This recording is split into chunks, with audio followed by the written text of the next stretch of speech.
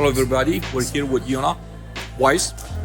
Yonah, how you doing? I'm doing great, Adrian. Thanks for being with you. We're here at the IMN event, and I'm very excited about a session that you're going to be moderating. Could you please give us a few details? What are some great things that we will be learning from the session? Yeah, absolutely. So the panel discussion is called Survive Until 25, right? 2025. Is there a light at the end of the tunnel? Obviously, the past couple of years have been very difficult for the multifamily markets based on trends that have been happening with interest rates, with just the markets in general. And so what we're going to be discussing is how are people managing? Are they recapitalizing? Are they dealing with capital calls? Are they dealing with different structures where people are breaking out into other asset classes? Maybe I just want to get a feel from these people with some very high-level operators that have been in the business for a couple decades, and just hear from them. What can we expect this year through the end of the year, and as well as into the next year? Now, none of us are prophets. We have crystal balls, but we can use data based on what we've had up until this point and what's happened in previous cycles, and maybe that will help us get us through.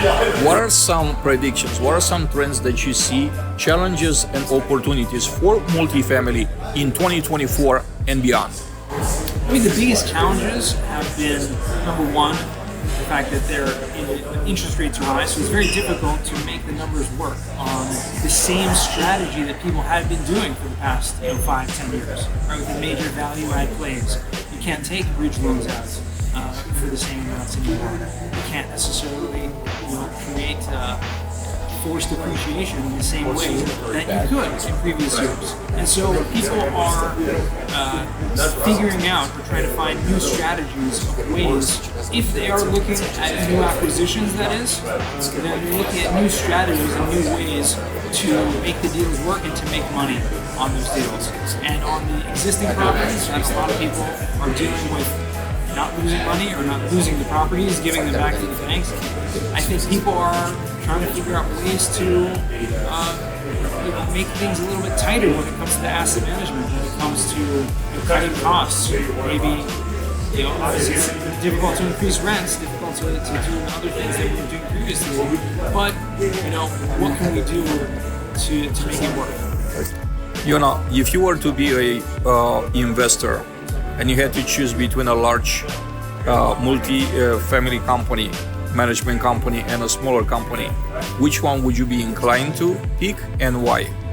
To invest with? To have them manage your portfolio, third-party manage.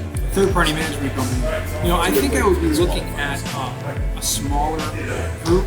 Obviously, the bigger groups have their advantages when you're dealing with some of the larger property management companies, upwards of $10,000-$20,000, you get sometimes one property. If you have one property, they just get lost. You want to focus on a team that is really cares, and I think is more hands-on. So when you're dealing with a smaller, maybe even a newer company that they're looking to make a name for themselves right now in this market, you're going to have a lot more success because they're going to care a lot more. That's really where you find kind of a needle in the haystack.